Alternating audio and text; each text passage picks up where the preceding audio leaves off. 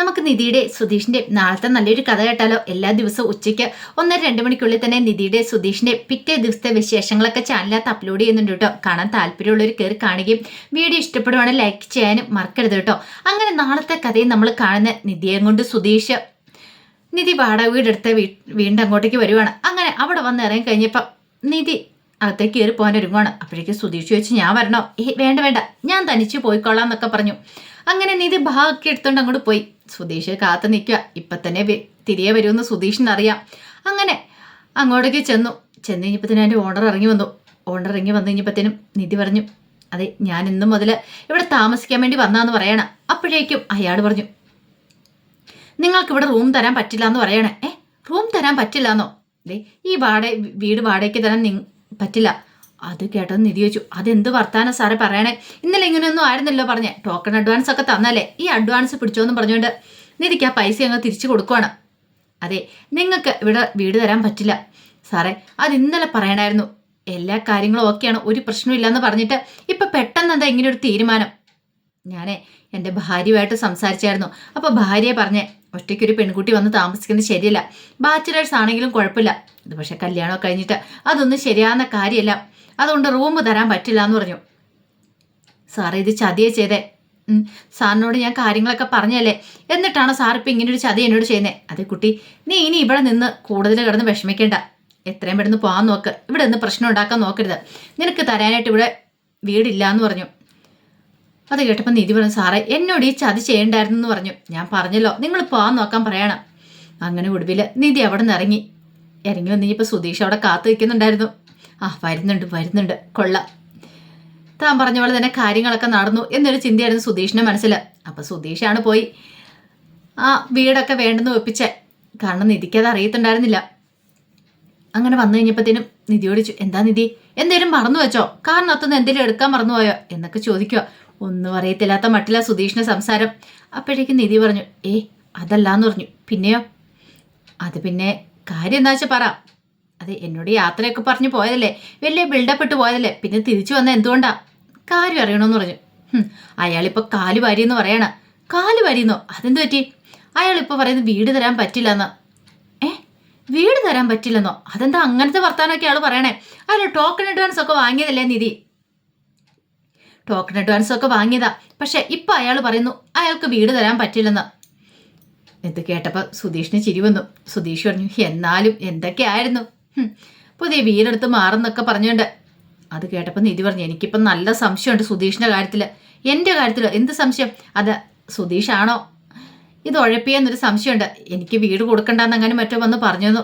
അയ്യോ നിധി, ഇങ്ങനൊന്നും പറയരുത്, എനിക്ക് ആരെ എന്താന്ന് പോലും അറിയത്തില്ല എന്നും പറഞ്ഞ് സുധീഷ് കൈമലർത്തി.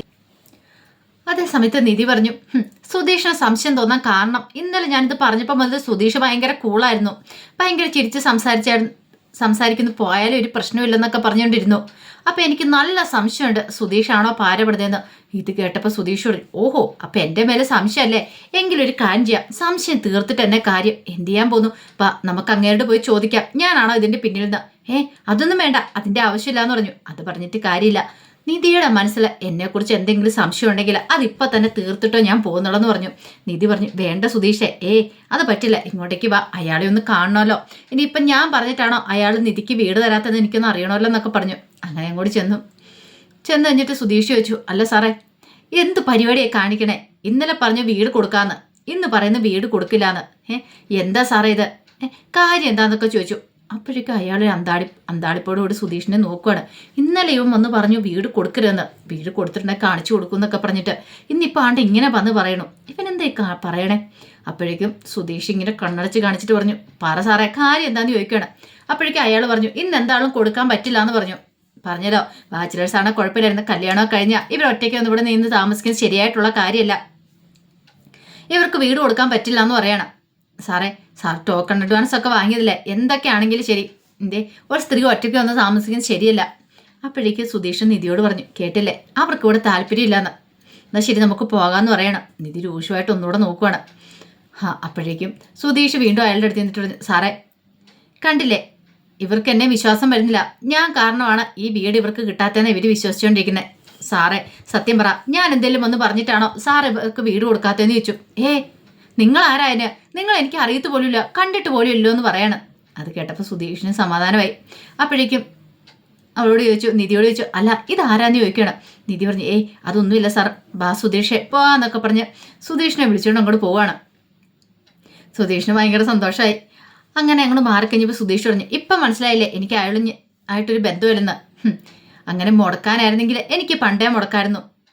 നിധി വീട്ടിൽ നിന്ന് പോകുന്ന സമയത്ത് ഞാൻ എന്തിനു മുടക്കണം? അല്ലെങ്കിലും നമ്മൾ തമ്മിൽ ശരിക്കും ഭാര്യ ഭർത്താക്കം വരുന്നു അല്ലല്ലോ. ഒരു അപ്രതീക്ഷിതമായ മുഹൂർത്തത്തിൽ ഞാൻ നിധിയുടെ കഴുത്തിൽ താലിയാർത്തിയല്ലേ. അല്ല, നിധി എപ്പോഴും പറയൂലോ നിധി കള്ളത്തരമൊന്നും പറഞ്ഞിട്ടില്ല, ഞാനാ കള്ളത്തരം പറയണെന്ന്. അങ്ങനെയാണ് ഞാൻ ഒരു കാര്യം ചോദിച്ചോട്ടെ. അയാൾ എന്നെ ചൂണ്ടിക്കാണിച്ചുകൊണ്ട് ഒരു കാര്യം ചോദിച്ചായിരുന്നു, ഇതാരാന്ന്. അപ്പം നിധി ഒന്നും മിണ്ടിയില്ല. അതെന്തുകൊണ്ടാ? നിധിയുടെ കഴുത്തിൽ താലിയാർത്തി പുരുഷാന്ന് എന്തുകൊണ്ടാ നിധി പറയാത്തേന്ന് ചോദിച്ചു. അത് പിന്നെ ഞാൻ സത്യം പറ, അത് എൻ്റെ കഴുത്തിൽ താലിയാർത്തി പുരുഷൻ ഗൾഫിലാന്ന് ഞാൻ പറഞ്ഞു. ആഹാ, അത് കൊള്ളാലോ, ഞാൻ എപ്പോഴാ ഗൾഫിൽ പോയെന്ന് ചോദിക്കുക. അത് പിന്നെ സുധീഷെ, എനിക്ക് വേറൊന്നും നിവൃത്തിയില്ലായിരുന്നു. വീടെടുക്കാൻ വന്നു കഴിഞ്ഞപ്പം എൻ്റെ കഴുത്തിൽ ഈ താലിമാല അടക്കുന്ന കണ്ടു. അപ്പം അയാൾ കണ്ടു കല്യാണം കഴിഞ്ഞാണല്ലേ, ഭർത്താവ് എന്ത് ചെയ്യുന്നൊക്കെ ചോദിച്ചു. അപ്പം എനിക്കൊരു കള്ളത്തരം പറയേണ്ടി വന്നു, ഭർത്താവ് പുറത്താന്ന്. അതോ ഞാൻ അങ്ങനെയൊക്കെ ചെയ്തത്. അല്ല ഇവിടെയാന്ന് അറിഞ്ഞിട്ടുണ്ടെങ്കിൽ ചോദിക്കുമല്ലേ, എന്താ ഇത്ര അടുത്ത് പിന്നെ വീട് വന്ന് വാടകയ്ക്ക് എടുക്കുന്നതെന്ന്. വീട് കിട്ടില്ലല്ലോ എന്ന് കരുതിയിട്ട് ഞാൻ അങ്ങനെ ഒരു കള്ളത്തരം പറഞ്ഞേ. അപ്പോഴേക്ക് സുധീഷ് പറഞ്ഞു, ഇതാ ഞാൻ പറഞ്ഞേ, എല്ലാവരും ഇങ്ങനെയൊക്കെ തന്നെ ആയിരിക്കും. ഒരവസരം വന്നു കഴിയുമ്പോൾ പിടിച്ചേൽക്കാൻ വേണ്ടിയിട്ട് കള്ളത്തരം പറയണേ, അല്ലാതെ ആ സമയത്ത് ആരും വലിയ സത്യവാന സാവിത്രിയൊന്നും ആവില്ല എന്ന് പറഞ്ഞു. അതെ, ഒരു കാര്യം ചെയ്യും, ബാ പോവാന്ന് പറയണം. നിധി പറഞ്ഞു, എങ്ങോട്ട്? ഞാൻ ആ വീട്ടിലേക്ക് ഇനി ഇല്ല. ഇല്ലാന്നോ? പിന്നെ എങ്ങോട്ട് പോകാനാ? ഞാൻ എങ്ങോട്ടേലും പോയിക്കോളാം, ഞാൻ എവിടെയെങ്കിലും പോയി കഴിഞ്ഞോളാം, ഞാൻ പക്ഷെ ആ വീട്ടിലേക്ക് ഇല്ലാന്ന് പറഞ്ഞു. സുധീഷ് പറഞ്ഞു, അത് പറഞ്ഞാൽ എങ്ങനെയാ നിധി ശരിയാന്ന്? നീ അങ്ങോട്ടേക്ക് വന്നേ മതിയാവുള്ളൂ. എവിടെയെങ്കിലും വല്ലയിടത്തും പോയി വാടകയ്ക്ക് താമസിക്കുന്നേക്കാളും ഭേദം ആ വീട്ടിൽ വന്ന് കിടക്കണേ. നിനക്ക് അവിടെ ഒന്ന് കിടന്നുകൂടെ? വാടകയും കൊടുക്കണ്ട, നിന്റെ കാര്യങ്ങളും നടക്കുകയും ചെയ്യും. പിന്നെ നീ ഒരിടത്ത് പോയി വാടകയ്ക്ക് കിടക്കേണ്ട കാര്യമുണ്ടോ? അത് കേട്ട നിധി പറഞ്ഞേ, ഞാൻ വരുന്നില്ല, എനിക്ക് പറ്റില്ല എന്ന് പറഞ്ഞു. സുധീഷ് പറഞ്ഞു, വരുന്നുണ്ടേ വാ, ഇനി ഞാൻ വിളിക്കാനൊന്നും വരുന്നൊന്നുമില്ല, ഇഷ്ടമുണ്ടേ വന്നാൽ മാത്രം മതി. പിന്നെ ഒരു കാര്യം ഞാൻ പറയാം, വന്നു കഴിയുവാണെങ്കിൽ അധികം വൈകാതെ തന്നെ നല്ലൊരു വീട് ഞാൻ സംഘടിപ്പിച്ചരാന്ന് പറഞ്ഞു. അത് കേട്ടപ്പോൾ നിധി രൂക്ഷമായിട്ട് സുധീഷിനെ ഒന്ന് നോക്കി. സുധീഷോടും തമാശ പറഞ്ഞല്ല, കള്ളത്തരം പറഞ്ഞല്ല എന്ന് പറയണം. ഒടുവിൽ നിധി കാറിലേക്ക് കയറി അവരങ്ങോട്ട് പോവാണ്. കുറച്ച് കഴിഞ്ഞപ്പോൾ നികേഷ് ഹരീഷും കൂടെ വീട്ടിലേക്ക് വരികയാണ്. വീട്ടിലേക്ക് വന്നു കഴിഞ്ഞപ്പം സുഭാഷ് അവിടെയുണ്ട്. സുഭാഷിൻ്റെ അടുത്തേക്ക് വന്നിട്ട് നികേഷ് ചോദിച്ചു, എവിടെ? ഏടത്തി അമ്മ എവിടെയെന്ന് ചോദിക്കുകയാണ്. എന്താണെന്ന് ഇങ്ങനെ ചോദിക്കുന്നത്?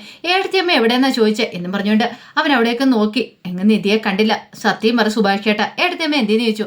എടാ അത് പിന്നെ പുറത്ത് പോയിക്കുക, പുറത്ത് പോയതാണോ അതോ ഈ വീട് വിട്ടു പോയതാണെന്ന് ചോദിച്ചു. ഇതെന്താടാ നികേഷ് നീ ഇങ്ങനെയൊക്കെ ചോദിക്കുന്നേ? അതെ, ഹരീഷേണ്ണ പറഞ്ഞേ, നിധിയാടത്തി ബാഗൊക്കെ പിടിച്ചോണ്ട് പോകുന്നുണ്ടെന്ന്, കൂടെ സുധീഷേണ്ണും ഉണ്ടെന്ന്.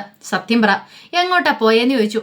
അത് കേട്ട് കഴിഞ്ഞപ്പം ഒരു നിമിഷം ആലോചിച്ചിട്ട് സുഭാഷ് പറഞ്ഞു, അത് പിന്നെ എന്തിനാ ചേട്ടാ എന്നോട് കള്ളത്തരം പറയണേ? എന്തുണ്ടെങ്കിലും സത്യം പറ, എന്തിനാ ഇങ്ങനെ കള്ളത്തരം പറഞ്ഞ് എൻ്റെ വെറുതെ പറ്റിക്കണേ എന്തിനാന്നൊക്കെ ചോദിച്ചോണ്ട് നികേഷ് എന്ന് കരയുവാണ്. ആ സമയത്ത് സുഭാഷോട്, എന്തിനാടാ നീ കരയണേ? എങ്ങനെ കരയാതിരിക്കും? ഈ വീട്ടിൽ എന്തൊക്കെയാണ് നടന്നുകൊണ്ടിരിക്കുന്നത്? എന്തൊരു പ്രതീക്ഷയായിരുന്നു അറിയാവോ നിധി അടുത്ത് ഈ വീട്ടിൽ വന്നു കഴിഞ്ഞപ്പോൾ. ഇതൊരു വീടാണെന്ന് ഞാൻ അറിയാതെങ്കിലും മനസ്സിൽ വിചാരിച്ചു പോയി. എന്തൊരു സന്തോഷമായിരുന്നു ഈ 2-3 ദിവസമായിട്ട്. എല്ലാം ഒറ്റയടിക്ക് പോയില്ലേ? നിധി അടുത്ത് ഈ വീട്ടിൽ നിന്ന് പോയിട്ടുണ്ടെങ്കിൽ ഉള്ള സന്തോഷം മൊത്തം എൻ്റെ പോവും. ഞാൻ കോളേജ് വിട്ട് വരുന്ന സമയത്ത് ഏടത്തി ഇവിടെ ഉണ്ടല്ലോ എന്നുള്ള സന്തോഷ സമാധാനം എനിക്കുണ്ടായിരുന്നുള്ളൂ. പക്ഷേ ഏടത്തിയും കൂടെ പോയി കഴിഞ്ഞാൽ ഞാൻ ഒറ്റപ്പെട്ടു പോകും. എനിക്കത് ചിന്തിക്കാൻ പോലും പറ്റില്ല. അതുകൊണ്ടാണ് ഞാൻ സുഭാഷേനോട് ചോദിച്ചത്, ഏടത്തി എവിടെ പോയത്? ഏടത്തിയെ കൊണ്ടുവിടാനാണോ സുധീഷേട്ടൻ പോയെന്ന്. അതും കൂടെ കേട്ട് കഴിഞ്ഞപ്പോൾ സുഭാഷിന് ഭയങ്കര സങ്കടമായി. സുഭാഷ് പറഞ്ഞു, എടാ നികേഷേ, ഞാൻ പറയുന്നൊന്ന് കേൾക്ക്. എന്നെ വേണ്ട, എനിക്കൊന്നും കേൾക്കണ്ട, ഏടത്തി എവിടെയെന്ന് മാത്രം അറിഞ്ഞാൽ മതി. അപ്പോൾ ഹരീഷ് ചോദിച്ചു, എന്താ ഏട്ടാ ഇതൊക്കെ? ഇതിനർത്ഥം എന്താ? ഏടത്തി അങ്ങോട്ട് പോയതാണോ സുധീഷ് എന്നൊക്കെ ചോദിച്ചു. സുഭാഷ് പറഞ്ഞു, ഇനിയിപ്പം മറച്ചു വെച്ചിട്ട് കാര്യമില്ല, സത്യം എന്താണെന്ന് വെച്ചിട്ടുണ്ടെങ്കിൽ എന്ന് പറഞ്ഞുകൊണ്ട് വരുമ്പോഴത്തേനുമാണ് കാറിൻ്റെ ഹോണടി ശബ്ദം കേൾക്കുന്നത്. നോക്കിക്കഴിഞ്ഞപ്പം നിധി സുധീഷും കൂടെ വരുന്നതാണ്. അങ്ങനെ കാർ കൊണ്ട് നിർത്തിയിട്ട് നിധി സുധീഷും കൂടെ അതിനകത്ത് നിന്ന് ഇറങ്ങി അങ്ങോട്ട് വരുവാണ്. അവരെ കണ്ടു കഴിഞ്ഞപ്പോഴത്തേനും നികേഷിന് ഭയങ്കര സന്തോഷമായി. നികേഷ് ഓടി ചെന്നിട്ട് നിധിയുടെ കൈ പിടിച്ചിട്ട് ചോദിച്ചു, അല്ല ഇത് എവിടെ പോയതായിരുന്നു നിധിയടുത്ത്? ഇവിടെ വന്നു കഴിഞ്ഞപ്പോൾ നിധിയടുത്തെ കാണാതെ വന്നു കഴിഞ്ഞപ്പം ഞാൻ ആകെ പഴയ ടെൻഷനായിപ്പോയി. എവിടെ പോയതായിരുന്നു രണ്ടുപേരും കൂടെ? വീട് വിട്ട് പോയതാണോ എന്ന് ചോദിക്കുകയാണ്. അത് കേട്ടപ്പം നിധിക്ക് എന്ത് മറുപടി പറയണമെന്ന് അറിയത്തില്ല. അപ്പോഴേക്കും സുധീഷ് ആടിക്കറി പറഞ്ഞു, ആരാ നിന്നോട് ഇതൊക്കെ പറഞ്ഞേ? വീട് വിട്ടു പോയതൊന്നുമല്ല, ഞങ്ങളൊരു ഹണിമൂണ് പോയതാ. ഹണിമൂണോ? അതേന്നെ, ഹണിമൂൺ ട്രിപ്പായിട്ട് പോയതാ. പക്ഷെ പകുതി വഴി ചെന്ന് ഭയങ്കര വെയില്. പിന്നെ ഓർത്തു ഇനിയിപ്പം വെയിലല്ലേ, ഇപ്പം ഈ സമയത്ത് പോകണ്ട, അതിനൊക്കെ ശേഷം പോയാൽ മതിയെന്ന്. അല്ലാതെ ഞങ്ങൾ വീട് വിട്ട് പോയതൊന്നുമല്ല. ഇതിനകത്ത് നിധിയുടെ എൻ്റെ ഡ്രസ്സൊക്കെയാന്ന് പറയണം. പെട്ടെന്ന് വായി വന്നൊരു കള്ളത്തര പറയണേ. അത് കേട്ട് കഴിഞ്ഞപ്പോഴാണ് ആകെപ്പാടൊരു സമാധാനമായത് നികേഷിന്. അപ്പോൾ അതിൻ്റെ വിശേഷങ്ങളൊക്കെയാണ് നമ്മൾ കാണാൻ പോകുന്നത്. ആ വിശേഷങ്ങൾക്കായി നമുക്ക് എല്ലാവർക്കും കാത്തിരിക്കാം കേട്ടോ.